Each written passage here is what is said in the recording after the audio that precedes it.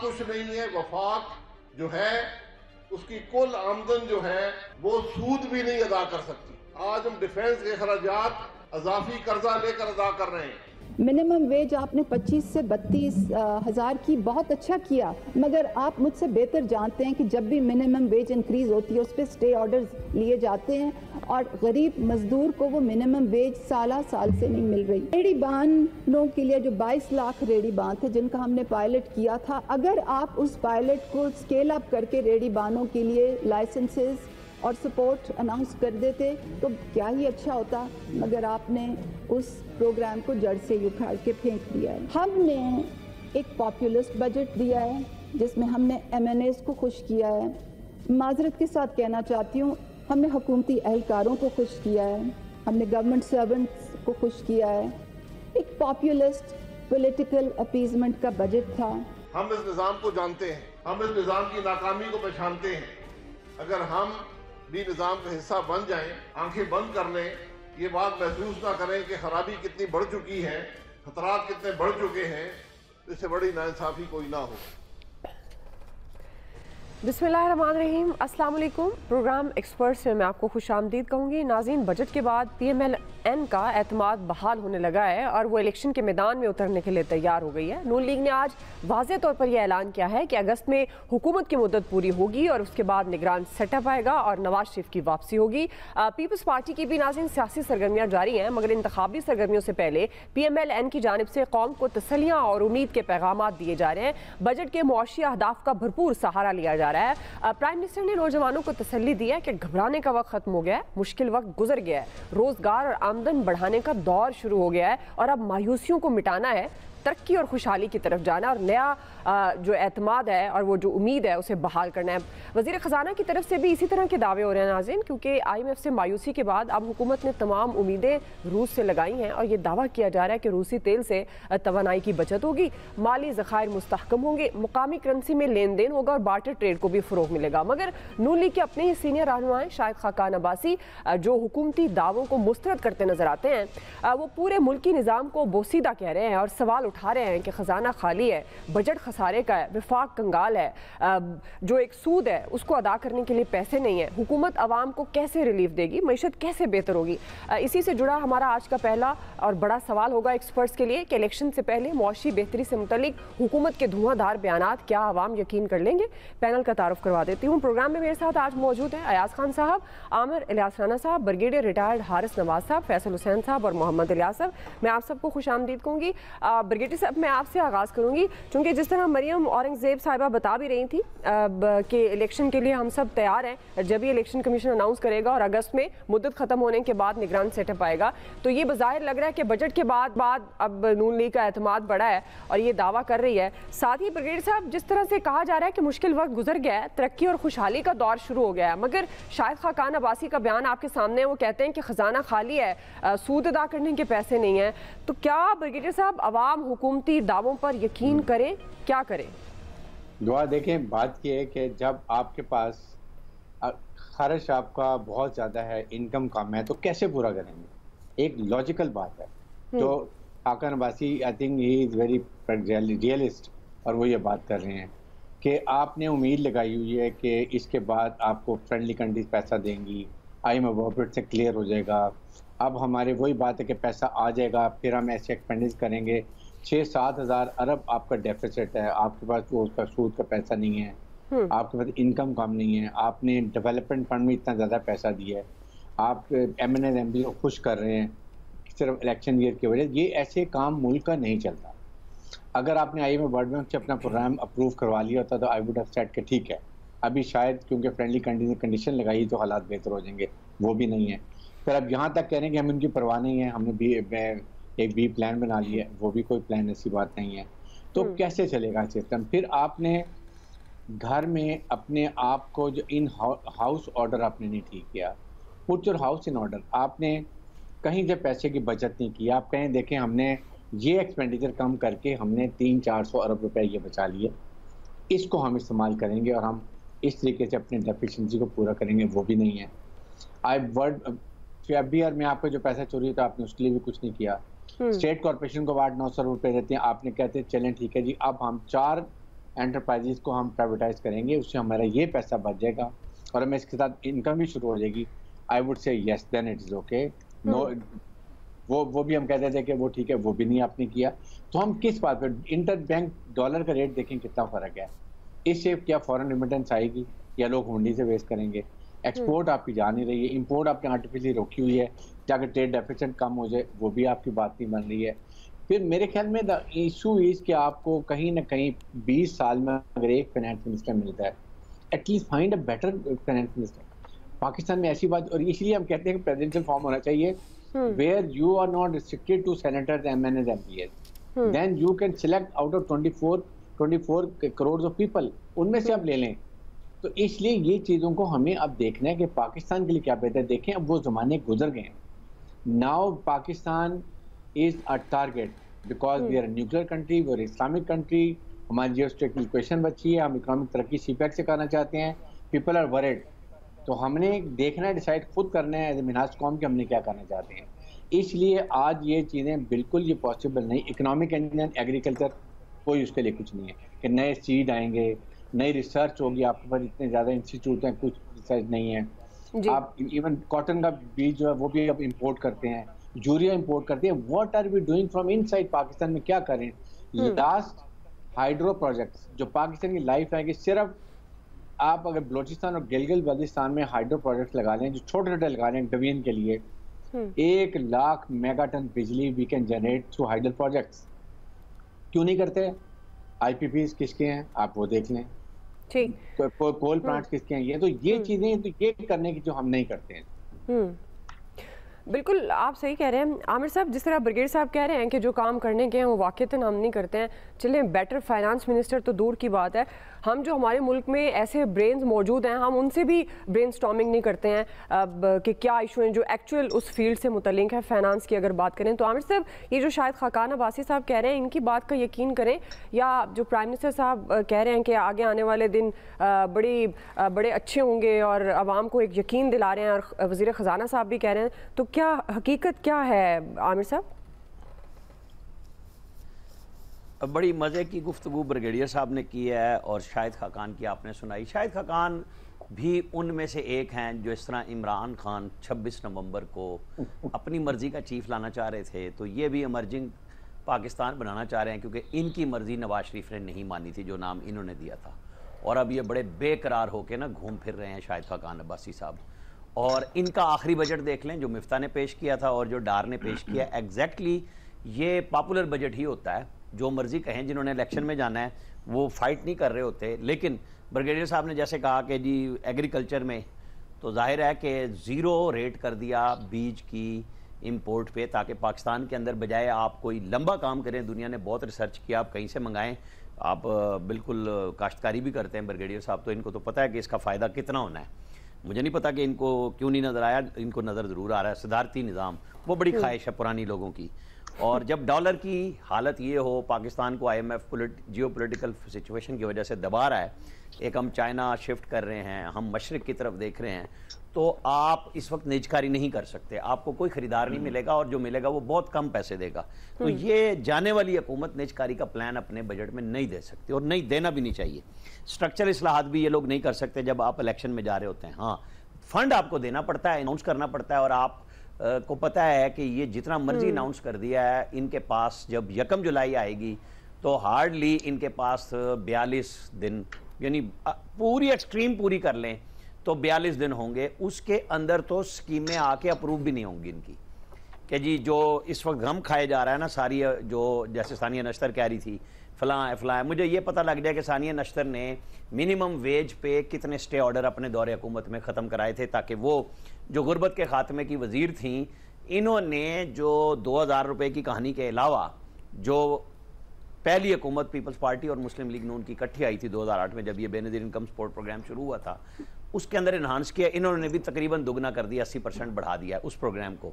लेकिन अगर कुछ अनाउंस हो गया है वो हमारे यहाँ, मुझे नहीं समझ आ रही, ना मैं सरकारी मुलाजिम हूँ ना यहाँ पे कोई बैठा हुआ रिटायर्ड, हमारे पास ब्रिगेडियर साहब हैं जिनकी पेंशन में इजाफे की अनाउंसमेंट जरूर हुई है, लेकिन इन बेचारों को तो मिलना चाहिए। साथ हम अपनी भी दुआ करेंगे कि हमारी तरफ भी कोई तवज्जो करे, लेकिन क्यों ना दें भाई। सबसे पिसा हुआ तबका ये है, टैक्स आप जबरदस्ती ले लेते हैं, तनख्वाह देने से पहले आप टैक्स काटते हैं, हर चीज मतलब कुछ तो देना।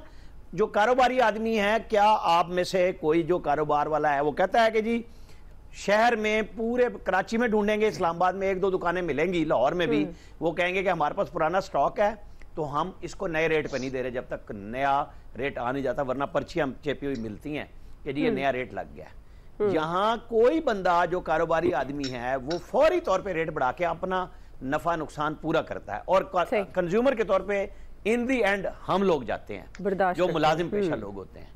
मेरा ख्याल है कि ऐसी सिचुएशन में बहस तो चलती रहनी है, बजट ने पास भी हो जाना है। ये जो वजीर आजम साहब कह रहे हैं मुश्किल वक्त जाहिर है उनके ख्याल में गुजर रहा है कि वो उनकी मुश्किल आसान हो रही है कि जो चीजें ठीक करनी थी हो गई। ये असल में पॉइंट है आमिर साहब, असल बात ये है, पॉइंट ये जो आपने अब कहा। जी अयाज साहब, हमने असल बात को भी नहीं छोड़ा। जी अयाज साहब, दुआ, एक तो प्राइम मिनिस्टर साहब का मैं शुक्रिया अदा करता हूँ कि उन्होंने नौजवानों को होप दी है, हमें नहीं दी, ये बड़ा अच्छा किया।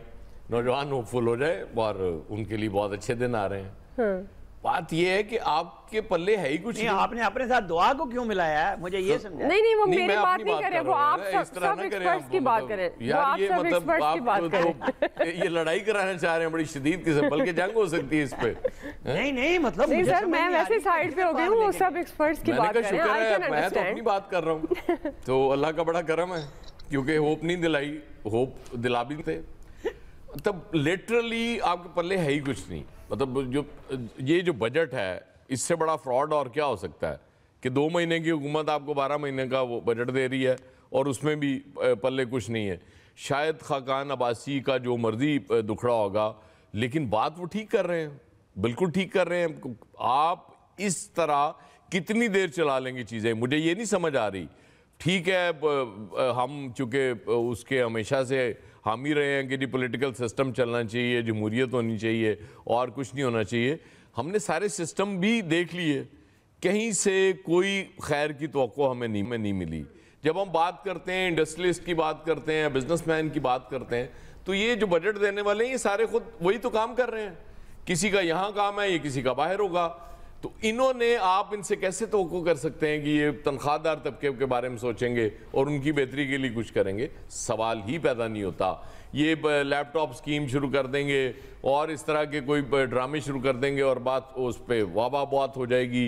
वो उस जर्नलिस्टों के लिए हेल्थ कार्ड आ गया, पूरी कौम के लिए था, वो बेकार था, लेकिन चूंकि जर्नलिस्टों के लिए आ गया तो वो फूल की पत्तियां भी बहुत निछावर हो गई इंफॉर्मेशन मिनिस्टर साहबा पे। तो बात वही है ना कि आप ये बेच ठीक लेते हैं। आपको मैं सच्ची बात बताऊं, ये इतना अच्छा बेच लेते हैं छोटी सी चीज को भी कि आपको लगता है कि बहुत बड़ा काम कर दिया इन्होंने। कुछ नहीं होने वाला, ये बिल्कुल आपके खजाने में कुछ नहीं है। अल्टीमेटली आपने डिफॉल्ट की तरफ जाना है, आप जा रहे हैं बड़ी तेजी से। मेरा ख्याल है वो जाहिर है ये अपने ऊपर नहीं लेंगे इस वक्त कि जी हम कोई डिफॉल्ट करा लें इस मुल्क को, क्योंकि इन्होंने तो जो दावे किए थे वो भी हम छोड़ देते हैं। मतलब कुछ तो कर देते यार आप लोग इलेक्शन में जाने से पहले, हमें नज़र तो आता। अब इलेक्शन में भी चीज़ें इनके ख्याल में होंगी कि जी हम मैनेज कर लेंगे। इलेक्शन मैनेज होगा तभी इनमें से लोग जीत सकेंगे, वरना जो इस वक्त हालत है आम आदमी की, जिस लेवल तक उसे पहुंचा दिया गया है, मुझे नहीं लगता कि कोई इन लोगों को वोट देने जा रहा होगा। लेकिन इसके बावजूद अगर ये कॉन्फिडेंट हैं तो जाहिर है इनका कॉन्फिडेंट होना बनता है, क्योंकि इनको लगता है कि जैसे वो फैसल कहा करते हैं हमेशा कि इस मुल्क में इलेक्शन तो होता ही नहीं है, सिलेक्शन होती है। तो फिर अगर सिलेक्शन होनी है तो फिर बिस्मिल्लाह। ठीक जी फैसल साहब, बेशक सिलेक्शन होनी है, लेकिन आपने लोगों में तो निकलना ही है ना, वोट मांगने तो जाने ही हैं। और फिर ये वाले वाकयात भी हमारे मुल्क में ही देखे गए हैं ना कि स्याही फेंकना और इस तरह के, फिर वो जब आवाम फ्रस्ट्रेट होती है तो इस तरह के इंसिडेंट होते हैं जो कि नहीं होने चाहिए। तो फैसल साहब, आपको क्या लगता है ये जो हुकूमत दावे कर रही है, प्राइम मिनिस्टर साहब भी उम्मीद और तसल्लियों के पैगाम भेज रहे हैं हम तक, और वज़ीर ख़जाना भी होपफुल हैं, लेकिन शाहिद खाकान अब्बासी और इवन शाह महमूद कुरैशी साहब, वो जिस तरह के ऑपोजिशन के भी बयान सामने आ रहे हैं जो तहरीक इंसाफ के रहनुमा हैं, आप किस तरह से देख रहे हैं फैसल साहब? क्या वाकई जो अब किस पे यकीन करें, प्राइम मिनिस्टर वज़ीर ख़जाना हुकूमत की बात पे करें या जो दूसरे लोग बोल रहे हैं? आवाम तो बेचारी सादा है, वो तो कहेगी कि सही है जी अब ये अनाउंस हो गया है वो मिल गया, लेकिन प्रैक्टिकली मिलता नहीं है। तो फैसल साहब, ये आवाम यकीन किसकी बात पे करें? आप अपने अपने जो आपका जो पर्स है ना, जो आपके हाथ में, इस पे यकीन करें। क्या ये पर्स जो है उसमें इतने पैसे हैं कि आपकी बुनियादी ज़रूरतें पूरी हो रही हैं? आप अपने फैमिली के लोगों पे यकीन करें, क्या उनकी लग्जरी लाइफ तो छोड़ दें, माइनस कर दें। क्या आप और हम या इस कौम के 90% 95% लोग अपने घर वालों की बुनियादी ज़रूरतें जो है पूरी कर पा रहे हैं? हुक्मरान तबके की तो आंख में दर्द हो रहा है ना, दर्द हो रहा है, तो उसका इलाज कराने में भी दुबई जा रहे हैं। दुबई जो सिंध में अस्पतालों को बनाया गया, दुनिया भर के डॉक्टर जो दुनिया भर से मरीज सिंध में इलाज कराने आ रहे हैं, लेकिन इनकी मार्केटिंग इतनी कमज़ोर है कि जरदारी साहब को मालूम नहीं चला कि इतना अच्छा अस्पताल हो गया, खुद अपना इलाज कराने दुबई जाते हैं। बात यह है कि जो उनसे आप इख्तलाफ करें शाहिद खाकान अब्बासी से या इत्तेफाक करें, ये तो हर किसी को हक हासिल है, लेकिन जो ब्रिगेडियर साहब भी कह रहे हैं ना कि ये निज़ाम फेल हो गया, शाहिद खाकान अब्बासी साहब भी कह रहे हैं फरसूदा निज़ाम है, ये जब तक आप सिस्टम को चेंज नहीं करेंगे ना कुछ नहीं होगा। देखिए टैक्सेस का जो निज़ाम है ना, इस वक्त सिंध पूरे पाकिस्तान के अंदर 95% दुकानें ऐसी होंगी जो आपके टैक्स नेट में नहीं होंगी।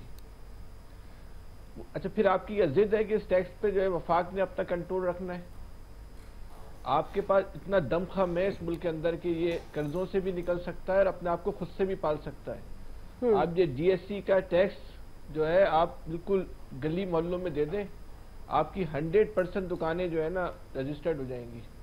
हम तो यहाँ कहते हैं कि आप इख्तियारात को निचली सतह पे मुंतकिल करो। हमारे ब्रिगेडियर साहब कह रहे हैं कि सदारती निज़ाम लेके आ जाओ। भाई क्यों लेके आ जाए सदारती निज़ाम? जो इख्तियार वफाक के पास है वो भी वफाक को नहीं है, टोटल 3 महकमे होने चाहिए, 4 महकमे होने चाहिए वफाक के पास, दिफा हो, खजाना हो, खारजा हो, एक आध प्लानिंग डेवलपमेंट वगैरह का रख ले, बाकी कोई काम नहीं है वफाक का।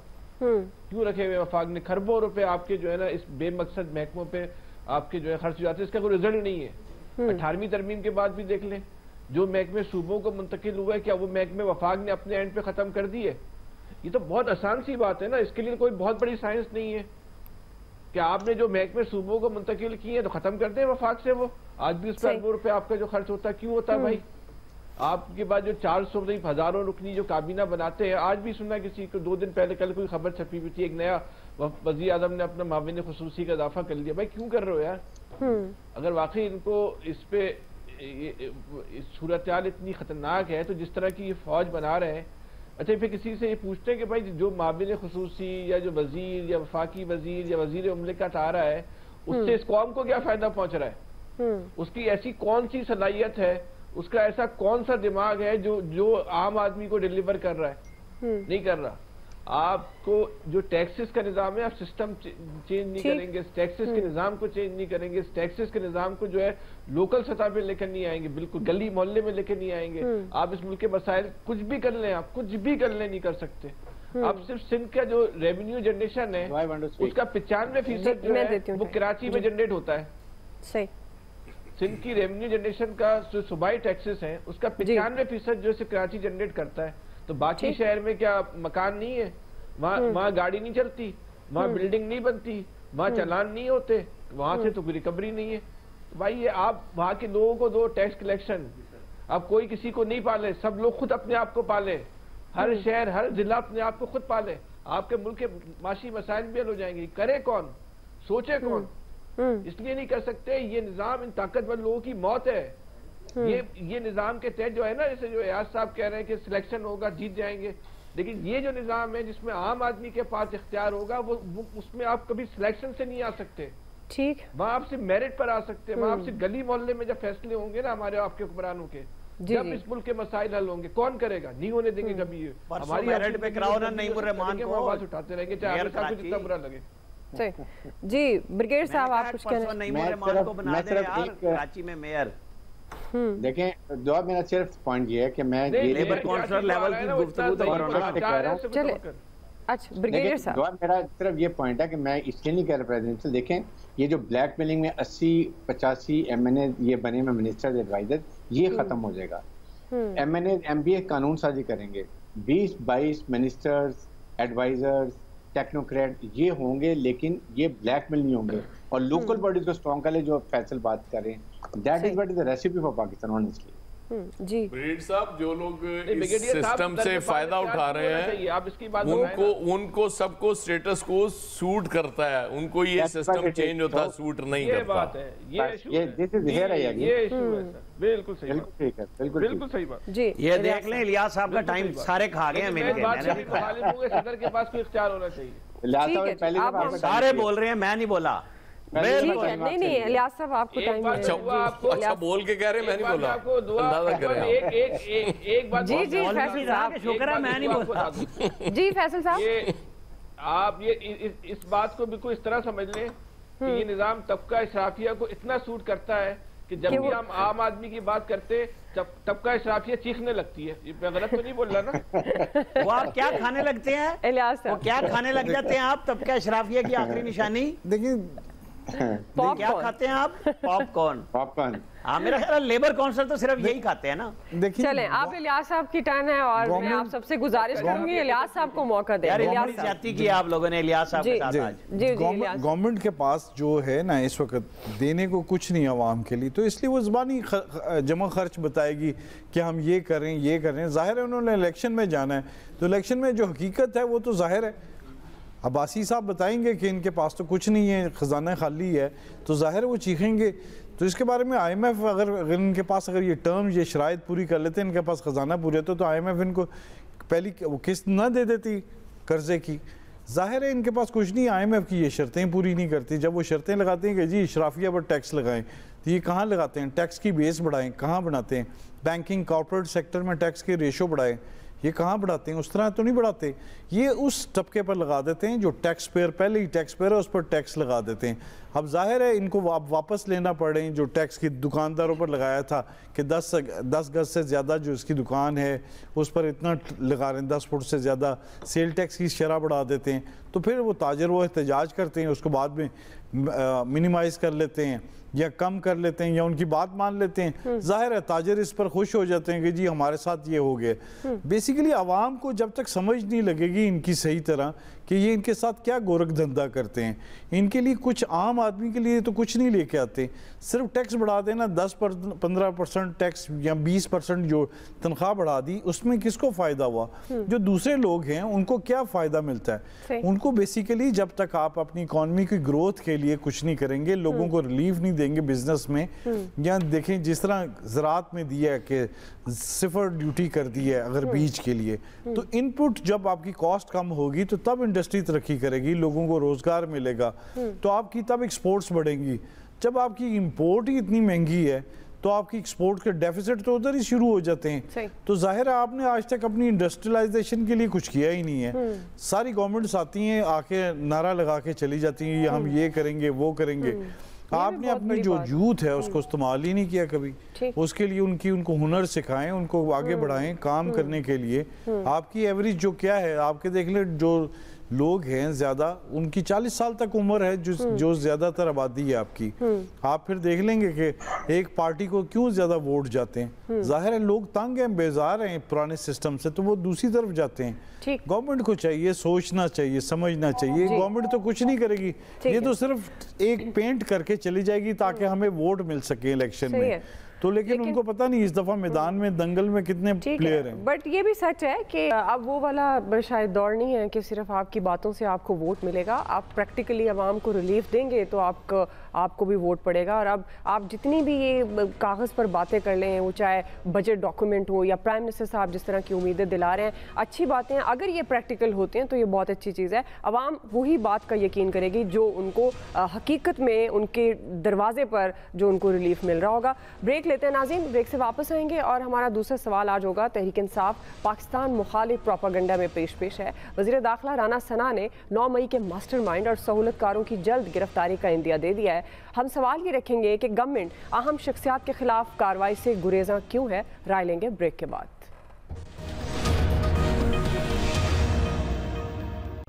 वेलकम बैक नाज़रीन। 9 मई के वाक़यात के मास्टरमाइंड और सहूलतकारों के खिलाफ कार्रवाई तेज़ करने का मुतालबा मुसलसल जोर पकड़ रहा है। गवर्नमेंट की जानिब से PTI को पाकिस्तान मुखालिफ क़ुव्वतों को आला कार कहा जा रहा है। 9 मई के वाक़यात में मुलव्वस शरपसंदों के खिलाफ कार्रवाई शुरू हो चुकी है। अब हमलों के मास्टरमाइंड और सहूलतकारों के खिलाफ कानूनी शिकंजा सख्त करने का इंदिया दिया जा रहा है। आज वज़ीर दाखिला राना सना ने इंतहाई अहम प्रेस कॉन्फ्रेंस की है। उन्होंने चेयरमैन PTI के तमाम बयान को झुठला दिया है और दावा किया है कि पाकिस्तान मुखालिफ एजेंडे में तहरीक इंसाफ पेश है।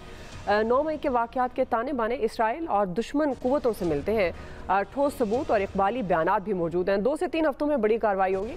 मास्टरमाइंड और सहूलतकारों को कानून के कटहरे में लाएंगे। नाज़रीन, गुज़श्ता रोज़ सेनेट और कौमी असम्बली में भी सानिया 9 मई के वाक़यात के खिलाफ मज़म्मती करारदादें मंजूर की गई हैं। शरपसंदों को फौरी तौर पर कानून के कटहरे में लाकर करार वाक़ई सज़ा दिलाने का भी मुतालबा किया गया है। एक तरफ नाज़रीन सज़ाओं का सिलसिला जारी है तो दूसरी तरफ PTI के गिरफ्तार रहनुमाओं के लिए ये ऑप्शन भी सामने आ रहा है कि जो पार्टी छोड़ने का ऐलान करता है उसे रिहा कर दिया जाता है और वह तमाम वाक़यात से भी बरी ज़िम्मा हो जाता है। इसी से मुतल्लिक हमारा सवाल आमिर साहब, मैं आपसे आगाज़ करूंगी। चूंकि 9 मई के वाक़यात के मास्टरमाइंड और सहूलतकारों के खिलाफ 2 से 3 हफ्तों में कानूनी शिकंजा सख्त करने का इंदिया दिया गया है। वैसे तो 9 मई को 1 माह से ज़ायद का वक्त गुजर गया है, लेकिन गवर्नमेंट ताहाल अहम शख्सियात के खिलाफ कार्रवाई से गुरेज़ा क्यों है आपके ख्याल में?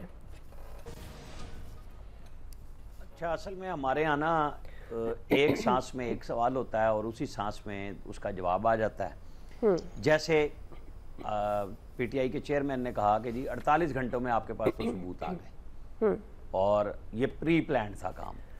अब हमारा सवाल है कि जी कार्रवाई जल्दी क्यों नहीं हो रही? तो बंदा जाए तो जाए कहाँ भाई? वो प्लान करके फॉर्मेशन कमांडर्स ने एक प्रेस रिलीज दी है। अब इसका जवाब ISPR ने देना है कि जनाब अब आप बताएं, हम बड़े तावले हैं, इनको पकड़ के सारों को अंदर करें, इनको सजाएं दें, को प्रोसेस है या नहीं है, बस सब हमारा हम बेचैन है 9 मई वाले सबको पकड़ लें। भाई सब कुछ होगा, लेकिन मेरे हिसाब किताब में ये है कि चूंकि ये सुप्रीम कोर्ट तक अपीलें जाएंगी, उसके अंदर जो भी पकड़ा जाता है, कुछ लोग नॉमिनेट हो चुके हुए हैं जो जाहिर है कि PTI के वर्कर थे जिन्होंने ग्राउंड पे चीजें तोड़ी। वो जाके अब आप देखें कि वो जो मियाँ वाली में जिन्होंने किया उनको सरगोदा में उड़ा दी, ATC उड़ा दी। यानी वहां पे वो जज साहब जो बैठे थे, मुझे नहीं समझ आई, मुझे आज एक बंदे ने बताया कि उनको वो दहशतगर्दी ही नहीं लगी कि PAF को बेस को आप हमला करने जा रहे हैं, आप छोड़ने जा रहे हैं। भाई फिर कहेंगे आर्मी एक्ट क्यों आता है?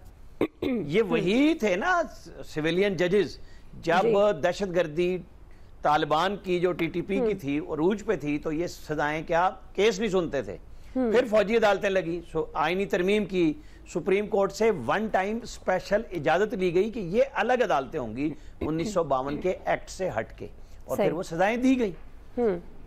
अब यहां पे है कि भाई पहले आपको पकड़ा जा रहा है, आपके अपने लोग बयानात दे रहे हैं और हमारी और आपकी सबके साथ सामने स्क्रीन पे वो बयानात आ रहे हैं कि कहां पे जी जमान पार्क में ट्रेनिंग हुई, जमान पार्क में हमें ब्रीफिंग दी गई, कौन लेके गया जी, ये 4 5 6 नाम आ रहे हैं, लाहौर के हवाले से, फैसलाबाद के हवाले से अलग आ रहे हैं, पेशावर के हवाले से अलग आ रहे हैं।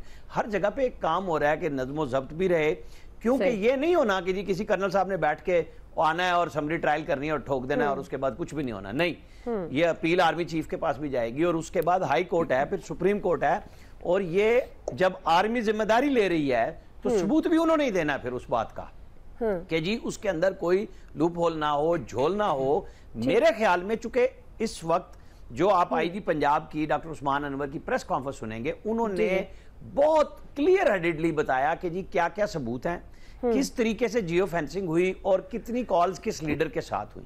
तो आपका और हमारा कई दफा ये मुतालबा होता है वो कॉलें दिखा दें। भाई वो कॉलें जज के सामने पेश होंगी, इन्वेस्टिगेशन में उन्हीं से मैच कराई जाएंगी, वो पब्लिक की नहीं है कॉल्स। वो वहां पे वकील भी मुहैया होगा, ये नहीं है कि वकील भी सरकारी होगा। जब मिलिट्री कोर्ट में चलेगा तो वकील आपका अपना होगा, ये आपकी सहूलत मौजूद होती है। तो ये सब चीजें टाइम मांगती हैं कि कल को वो ये ना हो कि आपके गले पड़ जाए। लिहाजा मेरे ख्याल में जो जिन चीजों की तरफ इशारा हो रहा है, जिनकी तरफ जा रहा है, आहिस्ता आहिस्ता वो सारे पकड़े भी जाएंगे। ये बात तसल्ली रखें कि इतना बड़ा फोरम सियासत के लिए इस्तेमाल नहीं हो रहा। ठीक जी, अयाज साहब। देखिए वो तो जाहिर है 9 मई के वाक़यात तो बहुत इंतहाई काबिल मज़म्मत है, उसमें कोई शुबे वाली बात नहीं है। लेकिन प्राइम मिनिस्टर साहब ने भी पहले दिन कहा था, आज राना साहब भी यही कह रहे थे, राना सनाउल्लाह की बात कर रहा हूँ मैं, फिर आप कोई और राना न समझ लीजिएगा खुदा के लिए, कि जी वो किसी बेगुनाह के खिलाफ कार्रवाई नहीं होगी। अच्छा, अब रोला क्या है? रोला ये है कि आप मतलब आप रोला विच बोल पे है, जोशे जज्बात में आप इसराइल भी डाल दें, जैसे हम हमेशा डाल दिया करते हैं, इंडिया भी डाल दें आप, वो तो आपको कोई रोक नहीं सकता, आप डालते रहें उसमें। और वो जो आपने वो जिक्र किया कि जी वो एक प्रेस कॉन्फ्रेंस करो और मतलब आ जाओ, छूट जाओ, मतलब परवेज इलाही साहब को आज मैं देख रहा था जिस तरह से वो, मतलब एक बंदा इस मुल्क का डिप्टी प्राइम मिनिस्टर रहा हो, 2 दफा चीफ मिनिस्टर, 2 दफा स्पीकर रहा हो, और उसके साथ आप ये सलूक कर रहे हैं कि सिर्फ ये है कि जी वो उसको प्रेस कॉन्फ्रेंस कर देगा तो वो, मतलब बात सिंपल है। आप कहें कि जी हम बिल्कुल गैर जानिबदाराना कर रहे हैं, लेकिन ऐसा हुआ नहीं कभी इस मुल्क में। मतलब JIT आपने मॉल्टॉन वाली भी चेंज कर दी थी, अब फिर आपने चेंज कर दी क्योंकि वो JIT आपको सूट नहीं करती, वो नहीं चाहिए हमें। अगर तो इस मुल्क में बिल्कुल मेरिट पे चीजें हुई हो हमेशा, तो आप आंख बंद करके उस पे एतबार कर लेते हैं कि नहीं जी ये चूंकि इंडिपेंडेंटली इदारे काम कर रहे हैं तो ये जो करेंगे ये गलत नहीं कर सकते। लेकिन किसको नहीं पता कि जिसकी गवर्नमेंट होती है, हुक्मरानों के कहने पे हर चीज चेंज हो जाती है। मतलब क्या हुआ था राना सनाउल्लाह के खिलाफ, मतलब वो बैठ के कस्में खाई गई कि जी बिल्कुल ठीक है। इसी प्लेटफॉर्म से बैठ के हम में से किसी ने उसकी हिमायत की थी, उस कार्रवाई की नहीं की थी क्योंकि गलत थी, तो लिहाजा गलत को गलत कहना चाहिए। हम एक तरफ कहते हैं सिस्टम जमहूरियत का इसी तरह चलना चाहिए, दूसरी सांस में हम कह रहे होते हैं कि जी फौजी अदालतें बिल्कुल ठीक है होनी चाहिए। बहरहाल हमें खुद पे भी गौर करना चाहिए कि हम क्या बात कर रहे होते हैं और क्यों कर रहे होते हैं। जी ब्रिगेडियर साहब, दुआ देखें, बात की है कि रूल ऑफ लॉ डेफिनेटली बहुत होना चाहिए, और पाकिस्तान आर्मी एक्ट का देखें मैं क्लियर कर दूं कि इसमें तमाम इंसाफ के तकाजे पूरे होते हैं। बिल्कुल सिर्फ स्पीडी ट्रायल होता है, ये उस तरह सिविल कोर्ट की तरह लंबा टाइम लगता है। सिविल आप लॉ भी अपना डिफेंस में ले सकते हैं, हाई कोर्ट सुप्रीम कोर्ट का फॉरम भी अवेलेबल है, ये इसमें कोई डाउट नहीं है। लेकिन मैं आई एम श्योर कि जो मेरा अपना अंदाजा है, मैं फौज में रहा हूँ, कि सारे केसेस पाकिस्तान आर्मी एक्ट में नहीं ट्राई होंगे। They will be selective planners executor, जो मास्टरमाइंड है ये, जो उनके खिलाफ जरूर कार्रवाई होगी और होनी चाहिए। लेकिन इसके अलावा they should be tried under ये स्पेशल जो आपके एंटी टेररिस्ट कोर्ट होते हैं उनमें ट्राई करें, ताकि वहाँ पे भी होना चाहिए, ताकि PMLN को सारे फायर्स एस्टेब्लिशमेंट के शोल्डर से फायर नहीं करने चाहिए, जो अभी वो कोशिश, क्योंकि नेचुरली देयर द बेनिफिशरी इसमें है। सो ये जरूर ये फौज हर लिहाज से सोचेगी, और कोर कमांड कॉन्सेप्ट क्लियर किया गया है, जिन्होंने किया उनको सख्त कार्रवाई होगी, लेकिन इंसाफ के तकाजों के साथ, और नाइंसाफी किसी को नहीं होगी। ये बड़ा क्लियर है, इसके ऊपर में किसी को डाउट नहीं होना। जी फैसल साहब, फैसल साहब, कोई डिबेट ही नहीं है। 9 मई पाकिस्तान की तारीख का एक सियासी पढ़ तो लें, और इसमें कोई शक की बात नहीं है कि उसके मास्टरमाइंड के खिलाफ कार्रवाई होनी क्या चाहिए, अब तक हो जानी चाहिए थी। हमें आपको नहीं पता उस पूरे मामले का मास्टरमाइंड कौन है, हमें आपको नहीं पता उस मास्टरमाइंड ने सारी चीज़ों को ओन किया है, बोला है कि हाँ ये सही हो रहा है, कोई ढकी छुपी बात तो नहीं है। अब ये सवाल ये कि अब तक कार्रवाई क्यों नहीं हुई, बिल्कुल होनी चाहिए और बिल्कुल कानून के मुताबिक होनी चाहिए। सही। अच्छा, लेकिन उस मास्टरमाइंड के जो करीब तरीन लोग थे जो इस कार्रवाई को ओन कर रहे थे, वो अगर किसी और पार्टी में चले गए तो उनको सिर्फ एक प्रेस कॉन्फ्रेंस की बुनियाद पे माफ नहीं कर देना चाहिए। मतलब हमारे और आपके लिए जो है पाकिस्तान से अवली कोई चीज़ नहीं होनी चाहिए, और इस बात का भी हमें यकीन दिलाना चाहिए कि ये ना हो कल कोई मास्टरमाइंड ही कोई प्रेस कॉन्फ्रेंस करते तो हम इनके भी जो है तराने पड़ने पर जो है मजबूर हो जाए। सही। इस मुल्क में तो सब कुछ हो सकता है, वो तो मजबूरी क्या और क्या होता है, तो सीधे थोड़ी करना होता है। तो इशू ये है कि ये बाद मामलात ऐसे होते हैं जिसमें इसमें कोई ना सियासी वाबस्तगी होनी चाहिए, ना किसी किस्म का कोई जो है ना हमें उसमें गैर जानिबदारी बरतनी चाहिए, मुकम्मल तौर पे गैर जानिबदारी बरतनी चाहिए। उस दिन जो वाकया हुआ है, उस दिन वाकया मुकम्मल तौर पे पाकिस्तान पे हमला था, उस दिन वाकया जो है वो रियासत पे हमला था। उस दिन के मामलात को आपको सियासत से अलग करके देखना होगा। आपने उस दिन के मामलात की बुनियाद पे ये ना करें कि किसी और को सियासी तौर पे मजबूत बनाने के लिए उस दिन के वाकयात को आप इस्तेमाल करें। अगर ये हो रहा है तो इसको भी लोग पसंद नहीं करेंगे। हर आदमी ने, कोई भी शायद ऐसा इंसान नहीं होगा इस मुल्क में जिसने जो है उस दिन के वाकयात की मजम्मत ना की हो, कोई भी इंसान नहीं होगा। लेकिन अगर आप उस दिन के वाकयात को किसी और को सियासी तौर पे मजबूत करने की बनाने की कोशिश करेंगे तो लोग इसको भी पसंद नहीं करेंगे। ठीक। मास्टरमाइंड समेत उनके जितने लोग थे उनको आपने इबरत बनाना होगा ताकि आइंदा कोई ऐसी हिम्मत नहीं कर सके। ठीक है फैसल। लेकिन इसकी बुनियाद पे नए सियासी इतिहाद ना बनाए, ये गलत होगा फिर। बिल्कुल सही कह रहे हैं जी इलियास साहब। देखिए उस दिन के लिए जो तहकीकात वगैरह हुई, जिस पर इन्वेस्टिगेशन हुई, टेक्निकल बुनियादों पर जो भी है, जियो फेंसिंग वगैरह की गई, उसमें तमाम पता चल गया कि कॉलिंग कहाँ से किधर से मिल रही थी, कहाँ से राब्ते थे। अब जाहिर है ये शवाहिद जो हैं इकट्ठे हुए, उस बुनियादों पर वो जो गिरफ्तारियाँ हो रही हैं उसमें कैटेगरीज बन रही हैं। जो लोग थे जिन्होंने लाहौर में जिस तरह किया या पिंडी में किया, जिस तरह भी उन लोगों की सबकी जो फहरिस्तें हैं वो इसी तरह बनी और उस पर काम हो रहा है। और जाहिर है अगर है इनको पता है कि जिस तरह है मास्टरमाइंड जो आईजी साहब ने की थी, जिस तरह प्रेस कॉन्फ्रेंस की थी, इनको चाहिए कि बिल्कुल उनको और सामने लेके आए, आवाम को हकायक बताएं ताकि लोगों को पता चले। आप जाएंगे जना हाउस जाएं, आपको पता चलता है कि जिस बेदर्दी से उधर तोड़ फोड़ और जिस तरह किया गया वो लोगों को अफसोस होता है। फिर जब लोग देखते हैं तो लोगों को इस बारे में जो है जिसकी मजम्मत करते हैं। और उस दिन जो हुआ, जो वाक़या हुआ, उसके बारे में ये है कि इसको सामने बिल्कुल लेके आना चाहिए, लोगों को बताना चाहिए कि किस तरह हुआ। और जो मास्टरमाइंड हैं इसके बारे में जो है उनको बिल्कुल पकड़ें। ठीक, हमने तो नहीं मना किया, पकड़ें, फिर जाके उनको देखें। सही है जी, हम भी यही कह रहे हैं कि हम भी जाके कहते हैं कि पकड़ें, लेकिन अगर नहीं पकड़ सक रही पुलिस तो फिर वो इनका कसूर है। ठीक है इलियास साहब, ब्रेक लेते हैं नाज़रीन। ब्रेक से बाद तीसरा सवाल समुद्री तूफान वाइपर जॉय से मुतल्लिक होगा जिसका खतरा बढ़ रहा है। हम सवाल ये रखेंगे कि इससे मुतल्लिक हुकूमती इक़दाम कितने तसल्ली बख्श हैं। राय लेते हैं ब्रेक के बाद। वेलकम बैक नाज़रीन। समुद्री तूफान वाइपर जॉय का खतरा मजीद बढ़ने लगा है। तूफान कराची के जनूब से 410 किलोमीटर के फासले पर है जिसके असरात शहर में आना शुरू हो गए। शहर में गर्द आलूद हवाएं चलना शुरू हो गई हैं। ठट्ठा, बदीन और सजावल समेत साहिली पट्टी से इनखला तेज़ कर दिया गया। केटी बंदर खाली कराया जा रहा है। तूफान से 90,000 अफराद के मुतासर होने का खदशा बताया जा रहा है। समुद्री तूफान की तबाही और जानी नुकसान से बचने के लिए सिविल इंतजामिया और फौज पूरी तरह इस वक्त हरकत में आ चुके हैं। फैसल साहब, इसी से मुतल्लिक हमारा सवाल मैं आपसे आगाज़ करूँगी। अब आपके ख्याल में क्या एहतियाती तदाबीर जो गवर्नमेंट की तरफ से इख्तियार की जा रही हैं, ख़ास तौर पर अगर ये जो कराची में अभी से तूफ़ान के आसार भी नज़र आने लग गए हैं, अब इस तमाम सूरत हाल से निमटने के लिए आपके ख्याल में जो एहतियाती तदाबीर इख्तियार की जा रही हैं हुकूमत की जानिब से, वो कितनी तसल्ली बख्श है? अच्छा, कराची की हद तक तो मैं आपको बता दूंगा, कराची की हद तक तो तूफान का रुख जो है ना वो तब्दील हो गया। तो कराची वालों को है ना आग मारता हुआ जो है ना वो आगे बढ़ गया है। केटी बंदर की तरफ जाके टकराएगा 16 तारीख को, और उसी दिन जो है भारत का गुजरात कच्छ के इलाके से टकराएगा। लेकिन तूफान के जो असरात हैं वो आज रात से जो है वो आना शुरू हो जाएंगे। तेज रफ्तार हवाएं चलेंगी, आंधी आएगी, बारिश आएगी। मामूल में जो हवाएं चलती हैं उसकी रफ्तार 12 किलोमीटर फी घंटा होती है, लेकिन जो अब पेशगोई की जा रही है इस तूफानी असरात की वजह से जो हवाएं चलेंगी वो 100 किलोमीटर फी घंटा की रफ्तार से चलेंगी। यानी कि आप इस तसव्वुर कर लें कि मामूल की हवाओं में और 100 किलोमीटर फी घंटा की हवाओं में कितना ज्यादा फर्क होगा। उसके असरात से तो जाहिर है हम क्या हिफाजत कर सकते हैं, लेकिन जो बारिश होती है उसके भी कोई इंतजाम नहीं है। वैसे भी कराची वाले अल्लाह तवक्कल जिंदगी गुजारते हैं, ये भी अल्लाह तवक्कल गुजार लेंगे, कोई परेशानी वाली बात नहीं है। ठीक है, किससे खत्म? पॉपकॉर्न खाएंगे।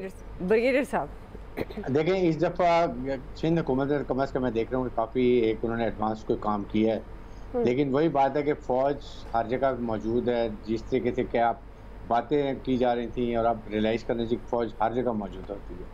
खतरा है खास तौर पे कोस्टल एरियाज को, सजावल डिस्ट्रिक्ट ठट्ठा के। अल्लाह ताला रहम करे। आई थिंक आएगा तो सही, बट लेट्स होप के उम्मीद यही है कि हालात बेहतर होंगे। उतनी इंटेंसिटी नहीं होगी जितनी सोची जाए। जी आमिर साहब,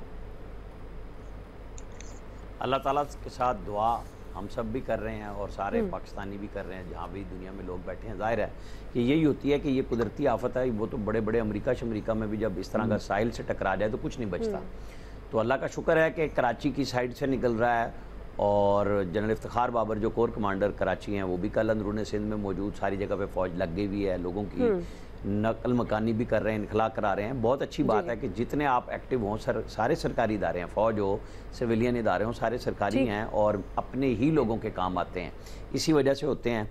तवक्को करनी चाहिए कि जिस तरीके से महकमा मौसमियात की पेशिनगोई है कि कम से कम नुकसान होगा, अल्लाह ताला बचाए और महफूज रखे। आमीन जी। आयास सर, हाँ, तो स्टार्ट तो दुआ से किया जा सकता है। असल में हमारे जैसे मुल्कों के पास एक तो वसाइल कम होते हैं, ज़ाहिर है उसके अंदर ही रह के कुछ किया जा सकता है जी। लेकिन ब्रिगेड साहब बिल्कुल ठीक कह रहे थे कि ना सिर्फ सिंध गवर्नमेंट बल्कि फेडरल गवर्नमेंट भी इस दफ़ा एक्टिव नज़र आ रही है, विच इज़ वेरी गुड।